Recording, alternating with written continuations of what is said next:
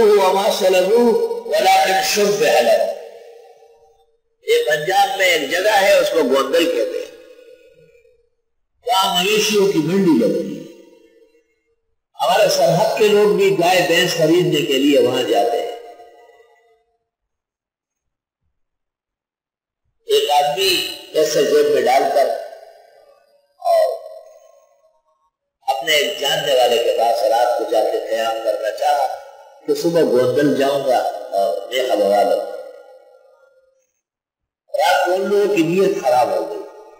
اس زمانے میں لوگ 8 آنے اور 3 روپے کے لیے بھی قتل کرتے، اب تو ویسے ہی کر رہا ہے. خوش ہو کر تو پیسوں کے لیے کرتے، اب تو بغیر کسی وجہ کے قتل ہو رہا ہے. مولانا اسد الجہلی اور مفتی نظام الدین سے پیسے تو نہیں مانگے گئے. مولانا مفتی جمیل خان اور مولانا الرحمان سے پیسوں کا کوئی لین دین نہیں تھا، نہ مولانا مفتی عبدالمجید وغیرہ سے، نہ جامعہ کے استاد مولانا اسماعیل سے، اور نہ ہمارے طلباء شہداء سے.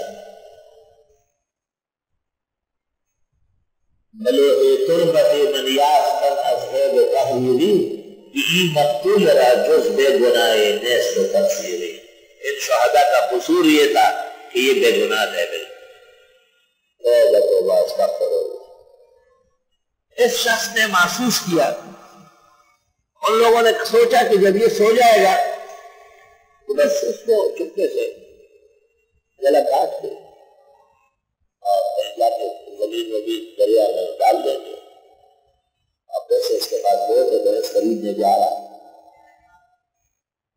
آدمی سمجھ گیا، نئے آدمی کو ویسے ہی پرائی جگہ میں نیند نہیں آتی. رات کو وہ اپنے ٹوکا ووکا اور چیزیں ٹھیک کر رہے تھے، یہ اٹھا اور دروازے پر آیا. دروازہ بند تھا، تالا لگا.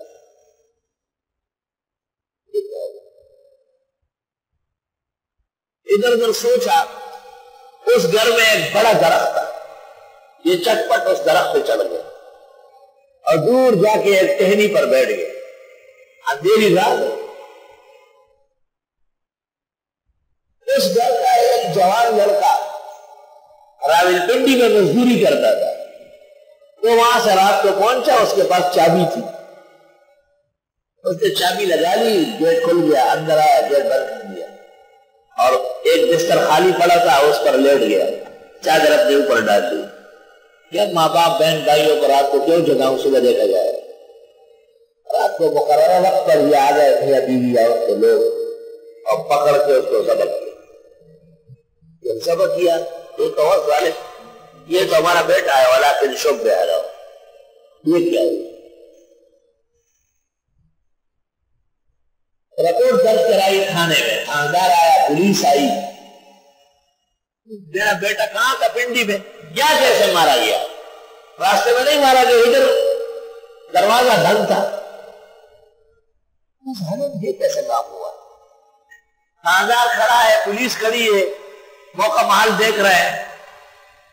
اچانک ایک آدمی نے آواز دی پر سے، مجھے جان کی امان دے دے میں بتا دوں. وہ ظالم کتنے ہو سی تسی؟ وہ اٹک والے ان کو بولتے ہیں.